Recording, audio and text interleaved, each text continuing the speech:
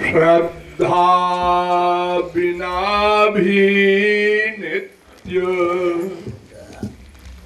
श्रद्धा बिना भी नित्य, गोविंद राधे। श्रद्धा बिना भी नित्य, गोविंद राधे। श्रद्धा बिना भी नित्य, गोविंद राधे। श्रद्धा बिना भी नित्य, गोविंद राधे।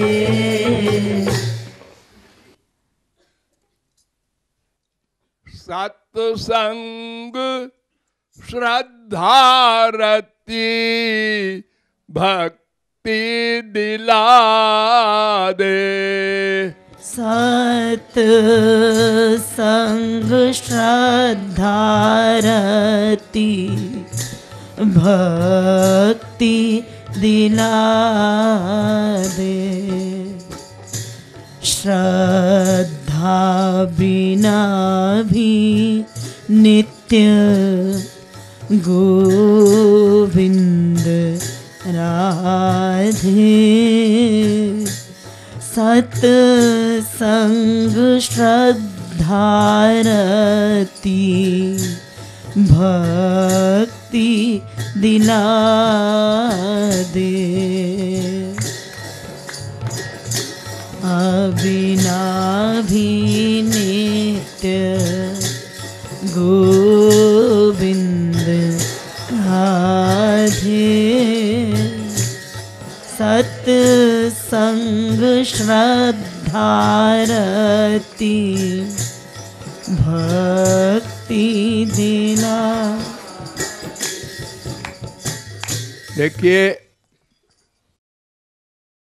वेद से लेकर रामायण तक एक स्वर से सब कहते हैं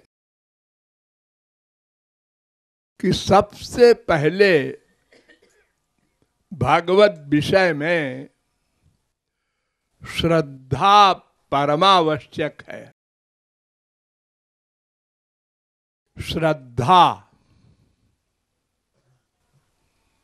आदौ श्रद्धा ततः साधु संगोथ भजन क्रिया। पहले श्रद्धा हो, नंबर 1, फिर नंबर 2 वास्तविक महापुरुष मिले, फिर नंबर 3 हम उसके शरणागत हों, फिर नंबर 4 साधना करें, तो फिर नंबर 5 भगवत प्राप्ति होती है। वेद कहता है श्रद्धत्व तात श्रद्धत्व। अरे मनुष्यों, श्रद्धा करो। कहां श्रद्धा करें? श्रद्धा शब्द का अर्थ क्या है? शंकराचार्य जगत गुरु ने श्रद्धा शब्द का अर्थ किया गुरु वेदांत वाक्येषु दृढ़ो विश्वासः श्रद्धा। गुरु और वेद वेदांत के वाक्य पर पूर्ण विश्वास रखना ये श्रद्धा है। अपनी बुद्धि न लगाना।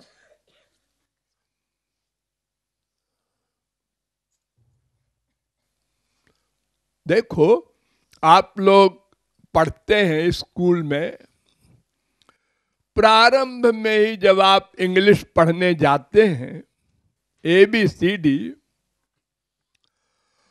तो सबसे पहले आपको बताया जाता है कि ए बोलो, बी बोलो, आप बोलते हैं, फिर उसकी शक्ल आपके सामने बनाई जाती है।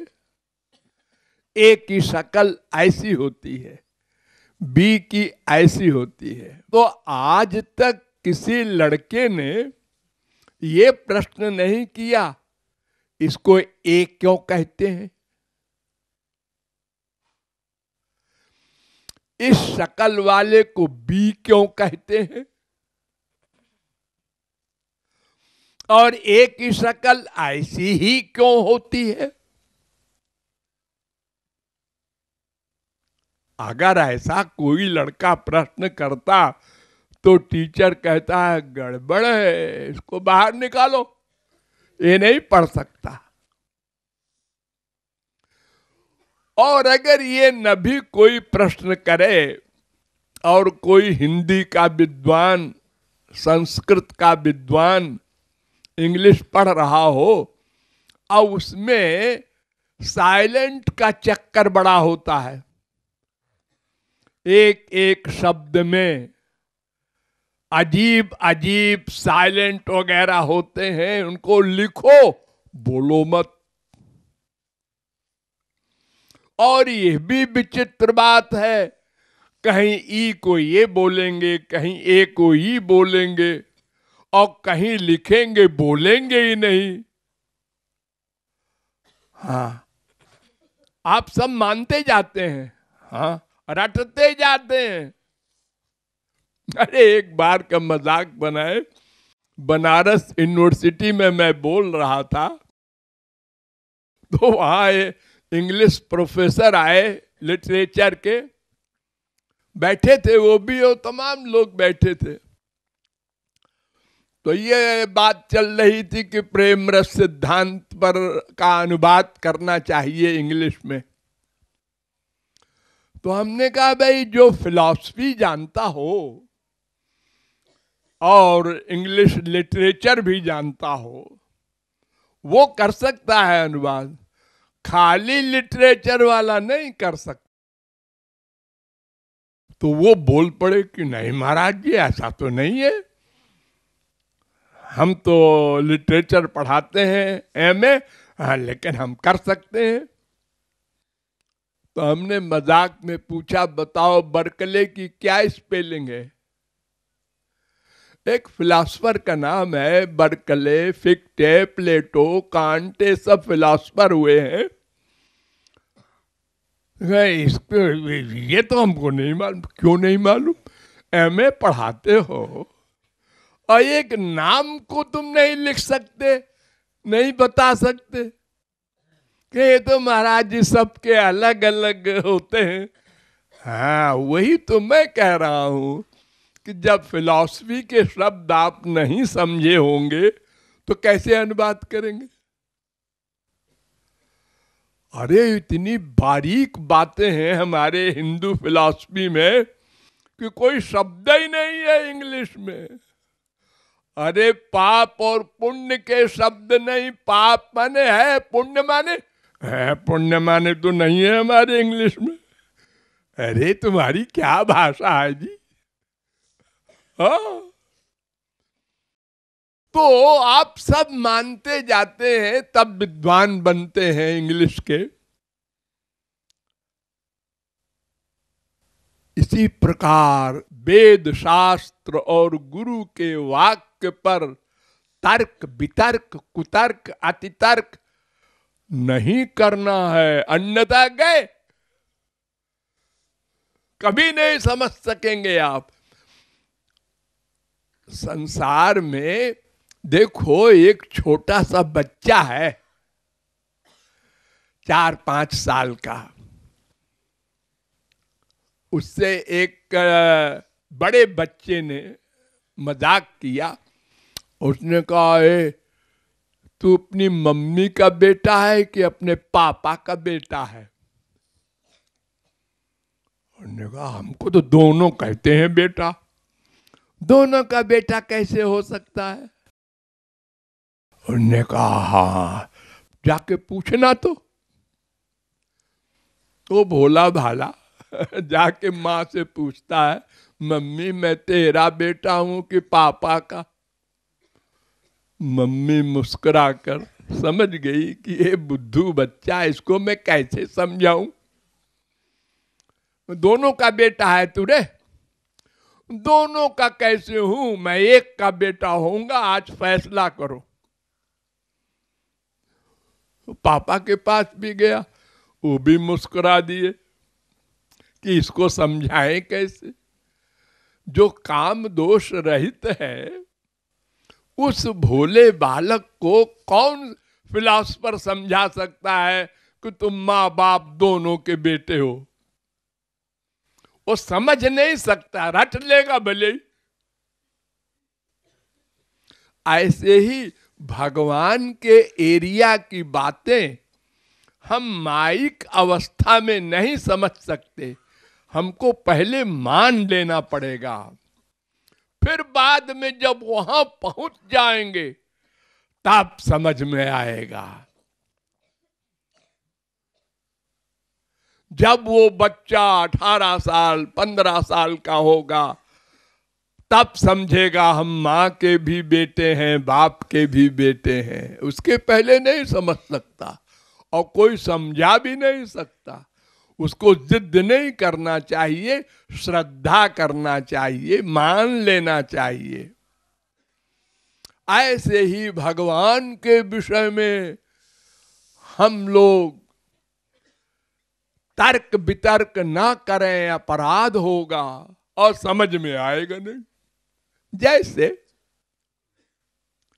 काम रहित है, भगवत प्राप्ति कर चुके हैं प्रहलाद ध्रुव बचपन में, फिर ब्याह हुआ, बच्चे हुए।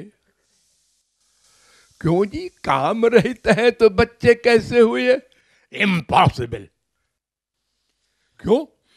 हम लोगों के लिए इम्पॉसिबल है, भगवान के लिए भी इम्पॉसिबल कह दिया आपने।